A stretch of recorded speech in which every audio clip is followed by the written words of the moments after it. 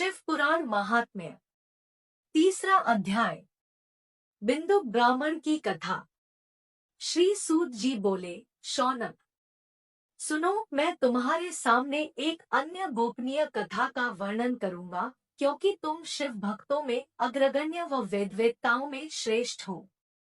समुद्र के निकटवर्ती प्रदेश में वाशकल नामक गांव है, जहां वैदिक धर्म से विमुख महापापी मनुष्य रहते हैं। वे सभी दुष्ट हैं एवं उनका मन दूषित विषय भोगों में ही लगा रहता है। वे देवताओं एवं भाग्य पर विश्वास नहीं करते।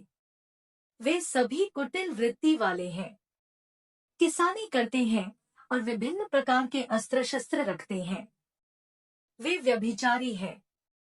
वे इस बात से पूर्णतः अनजान है कि ज्ञान, वैराग्य तथा सद्धर्म ही मनुष्य के लिए परम पुरुषार्थ है। वे सभी पशुबुद्धि हैं। अन्य समुदाय के लोग भी उन्हीं की तरह बुरे विचार रखने वाले धर्म से विमुख हैं। वे नित्य कुकर्म में लगे रहते हैं एवं सदा विषय भोगों में डूबे रहते हैं। वहाँ की स्त्रियां भी बुरे स्वभाव की, स्वेच्छाचारिणी, पाप में डूबी, कुटिल सोच वाली और व्यभिचारिणी है। वे सभी सद्व्यवहार तथा सदाचार से सर्वथा शून्य हैं। वहाँ सिर्फ दुष्टों का निवास है। वाशकल नामक गांव में बिंदुक नाम का एक ब्राह्मण रहता था। वह अधर्मी, दुरात्मा एवं महापापी था। उसकी स्त्री बहुत सुंदर थी। उसका नाम चंचुला था। वह सदा उत्तम धर्म का पालन करती थी, परंतु बिंदुक वेश्यागामी था। इस तरह कुकर्म करते हुए बहुत समय व्यतीत हो गया। उसकी स्त्री काम से पीड़ित होने पर भी स्वधर्म नाश के भय से क्लेश सहकर भी काफी समय तक धर्म भ्रष्ट नहीं हुई, परंतु आगे चलकर वह भी अपने दुराचारी पति के आचरण से प्रभावित होकर दुराचारिणी और अपने धर्म से विमुख हो गई। इस तरह दुराचार में डूबे हुए उन पति पत्नी का बहुत सा समय व्यर्थ बीत गया। वेश्यागामी, दूषित बुद्धि वाला वह दुष्ट ब्राह्मण बिंदुक समयानुसार मृत्यु को प्राप्त हो नरक में चला गया। बहुत दिनों तक नरक के दुखों को भोगकर वह मूढ़ बुद्धि पापी विंध्य पर्वत पर भयंकर पिशाच हुआ। इधर उस दुराचारी बिंदुक के मर जाने पर वह चंचुला नामक स्त्री बहुत समय तक पुत्रों के साथ अपने घर में रहती रही।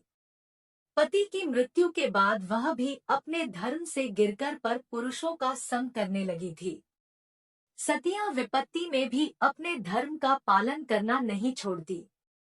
यही तो तप है। तप कठिन तो होता है, लेकिन इसका फल मीठा होता है।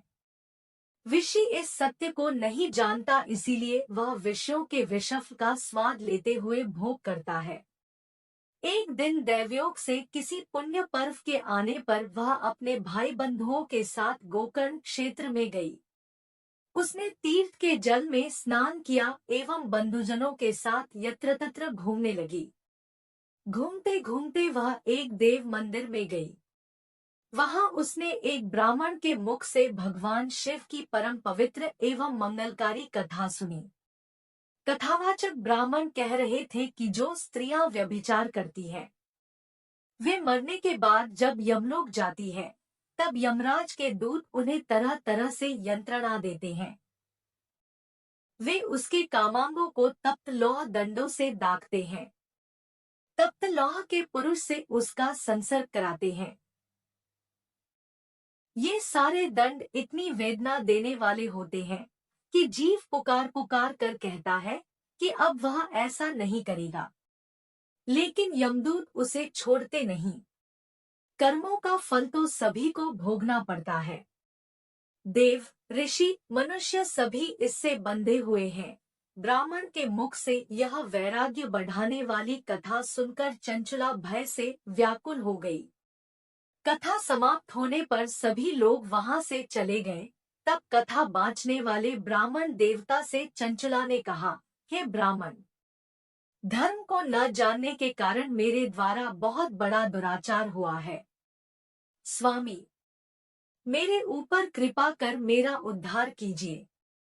आपके प्रवचन को सुनकर मुझे इस संसार से वैराग्य हो गया है।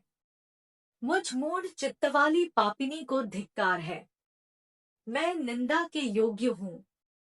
मैं बुरे विषयों में फंसकर अपने धर्म से विमुख हो गई थी। कौन मुझ जैसी कुमार्ग में मन लगाने वाली पापिनी का साथ देगा?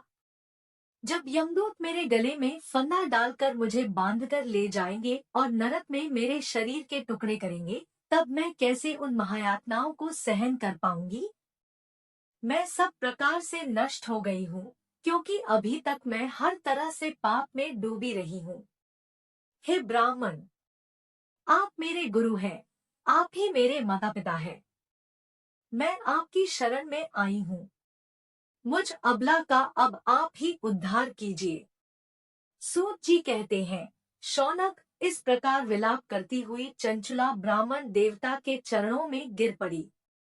तब ब्राह्मण ने उसे कृपा पूर्वक उठाया और इस प्रकार कहा, अगर वीडियो पसंद आ गई हो तो वीडियो को लाइक करके चैनल को सब्सक्राइब कर दीजिएगा। धन्यवाद।